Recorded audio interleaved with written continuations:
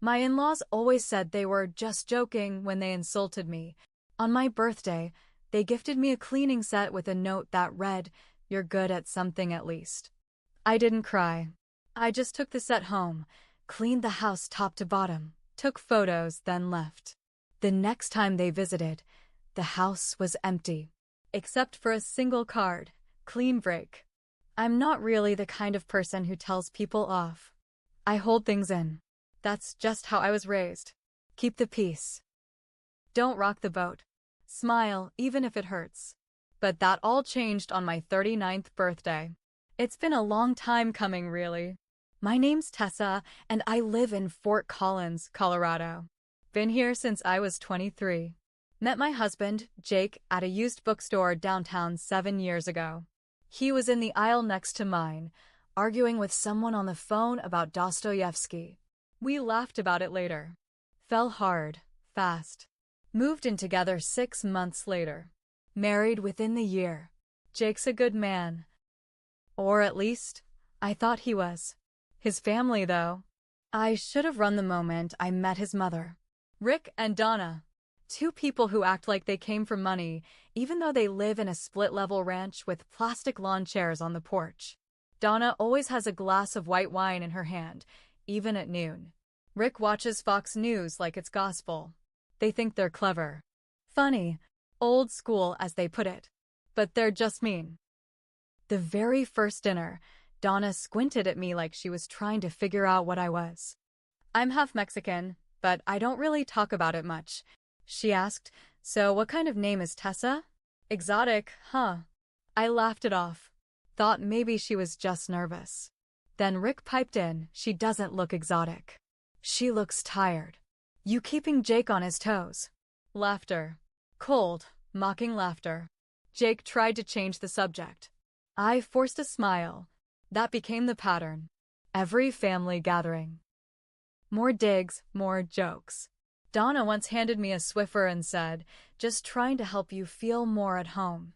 Another time, when I brought green bean casserole to Thanksgiving, she pushed it to the back of the table and said, "Some traditions don't need a remix, sweetie." Jake would tell me, they just have a weird sense of humor. But it wasn't humor. It was cruelty. I kept trying. I baked for them. Sent birthday cards. Remembered anniversaries. I even helped them move furniture during a remodel. Donna joked, "You lift better than Jake. You sure you weren't raised on a ranch?" I laughed. But something inside me cracked. This all came to a head on my birthday last month. I was turning 39. I had a full day planned. I took the day off work. Jake promised to grill steaks. I baked my own cake because I knew Donna would bring some store-bought dry thing no one wanted. I cleaned the house like I always did before they came over. Vacuumed, polished, lit candles. They were 20 minutes late. No apology. Rick walked in with a 6-pack and a grunt. Donna, bright-eyed and smug, handed me a big red bag. "Happy birthday, darling. We saw this and thought of you immediately." Everyone watched me open it. It was a cheap plastic cleaning set. A bright red mop, gloves, a dustpan, brush, and a bottle labeled Super Scrub. The kind of junk you buy at Dollar Tree for someone you don't like. Inside was a card that read, "You're good at something at least." They both burst out laughing. Jake's face went white. "Jesus, Mom. Oh, come on." Donna said, "It's a joke. Lighten up." I didn't say a word. I just smiled. A real, wide smile that scared even Jake a little. "Thank you," I said. "This is very thoughtful." We ate dinner. I barely tasted the food. I kept glancing at that bag, still sitting on the edge of the couch like some red monster. When they left, Donna gave me a big hug and said, "We love you, you know. You're part of the family." I smiled again. Of course I am. As soon as the door shut, I looked at Jake. "I'm going to Rachel's. Just for a few days." He sighed. "Tess, I'm not mad," I said. "I just need some air." He nodded. "Okay. Just don't let it eat you up." But I wasn't going to Rachel's. I checked into a cheap little motel off I 25, and just sat on the bed staring at the ceiling fan, thinking. I didn't cry. I didn't rage. I just felt empty. And then I had an idea. I went back home the next morning while Jake was at work. I brought the cleaning kit in with me. I used every single item in that bag. I cleaned that house top to bottom like it was a crime scene. I scrubbed baseboards, polished tile, even dusted the ceiling fans. I steamed carpets, Windexed windows. I left the place shining. Then I walked room to room, taking photos. The kitchen, the hallway, the bedroom, the living room, the guest room. Clean, spotless, gleaming. And then I packed. Not just clothes. Everything. My grandmother's china. My mother's jewelry. My books, my tools, my records, my wedding dress. I took every picture off the walls. Every piece of silverware I'd brought into the marriage. The couch. The rug. The coffee maker. The dining table. All mine. I didn't touch Jake's things. Not one. I left them all perfectly arranged, like a museum exhibit. When I was done, the house looked like a model home. Pristine, but empty. Then I placed one thing on the kitchen island, a single white card with black ink. It said, "Clean break." When Jake came home that night, I didn't see it, but I know exactly how it played out. I know him well enough to picture it. He'd have walked in with his keys jangling, expecting the smell of leftover garlic bread, or maybe candles still burning. Maybe even expecting me to be on the couch, scrolling my phone. Instead, he would have stepped into a cold, echoing house. Empty walls. No couch. No pictures. No signs of me. Just that one card sitting there on the counter. I didn't call him. I didn't answer his texts. I blocked his number the next morning. Then his emails started. "What the hell, Tessa? Where are you? Is this because of the gift?" They were joking. "Talk to me." I didn't reply. Not for a week. I needed space. I needed silence. I stayed at a rental on the edge of Boulder. A quiet place up in the hills where I could see snow caps and hear myself think. It felt good. Really good. But Jake didn't give up. After a week of nothing, he drove out to Rachel's house looking for me. She told him the truth. She hadn't seen me. Hadn't even spoken to me since the dinner. That's when he started calling people. Friends. Coworkers. Even my sister down in Pueblo. They all told him the same thing. I was fine. Just taking time for myself. Then Donna emailed me. Subject: "Let's not be silly, Tessa. Whatever this is, it's gone too far. You've made your point." Very clever, very dramatic. But you're hurting Jake. And us. And yourself. We're family. Families argue. But they talk. They forgive. They move on. Come back home. We'll forget this ever happened. Love. Donna, that was the last straw. Come back home? Forget this ever happened? This woman had humiliated me in front of my husband over and over again. Mocked my clothes, my cooking, my body. And now she wanted to pretend none of it happened? I snapped. I replied to her email with one sentence. "You made me feel worthless in my own home." I got no response. But the next day, Jake showed up at the rental. I watched from behind the curtain as he stood outside my door. He knocked, waited, knocked again. His face looked like he hadn't slept in days. Finally, he slid a letter under the door and left. I didn't touch it for hours. When I finally read it, my hands were shaking. "Tessa, I don't know how to fix this. I know you're hurt. I know I didn't protect you. I didn't stand up for you. I didn't make them stop. I was afraid. Afraid of making things worse. Afraid of facing them. So I let it go on. I thought ignoring it made it smaller. I was wrong. They were cruel to you. I see it now. And I hate that it took this for me to get it. But please, come back. Let's figure this out. Not for them. For us. I love you. I still do. I always will." Jake, part of me wanted to cry when I read that. Part of me wanted to tear it up and throw it in the fire. I didn't do either. Instead, I took a photo of the letter and sent it to my lawyer. Because here's what I haven't said yet. Before I packed that house, I spoke to someone. A divorce attorney. We talked for hours. I showed him the texts, the emails from Donna, even the video clips I had taken over the years on my phone, short moments during dinners where their jokes turned sharp. One clip from Christmas where Donna said, "Don't you have something better to wear?" and Rick laughed so hard he choked. The lawyer told me something I didn't expect, that emotional cruelty, especially when combined with a pattern of exclusion and humiliation, can absolutely support an at-fault divorce. And in Colorado, that can mean a lot when it comes to property and alimony.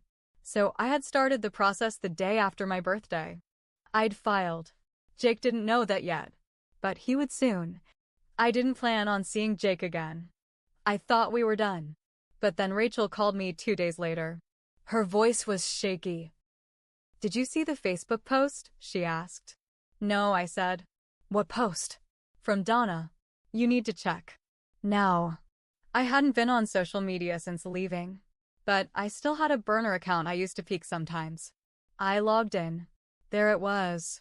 Donna's profile picture, smiling big with a glass of wine in her hand, standing next to Jake. The caption on her latest post?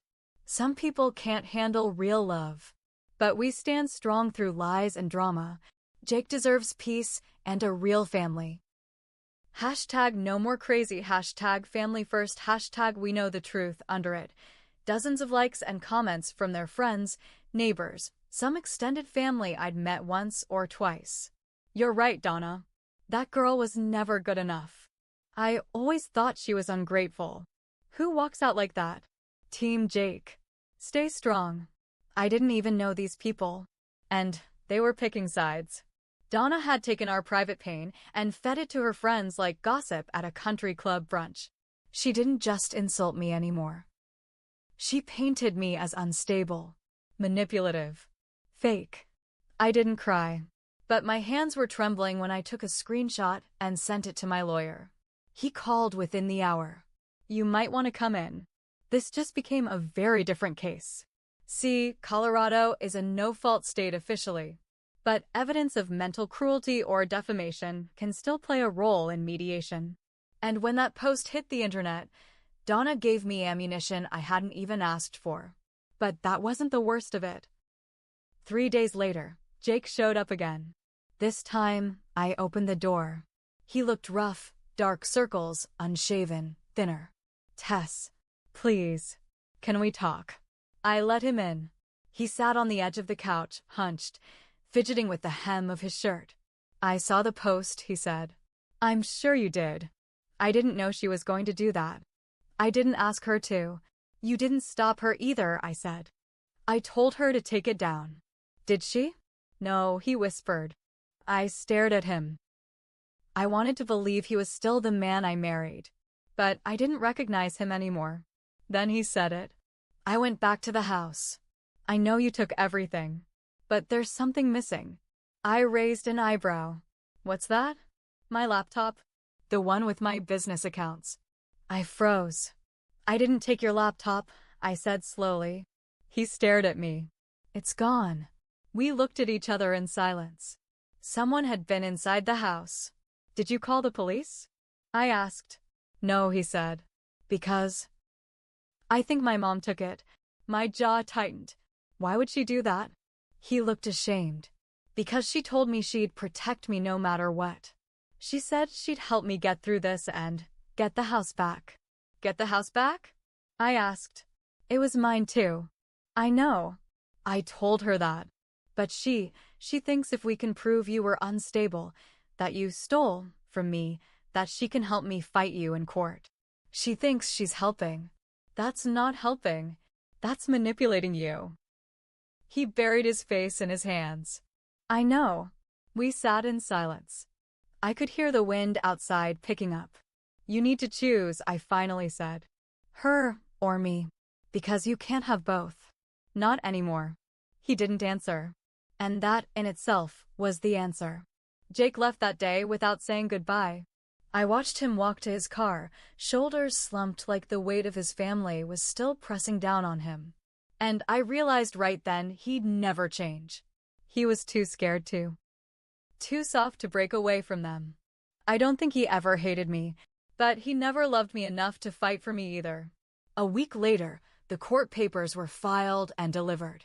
Donna tried to call me 3 times. I blocked her.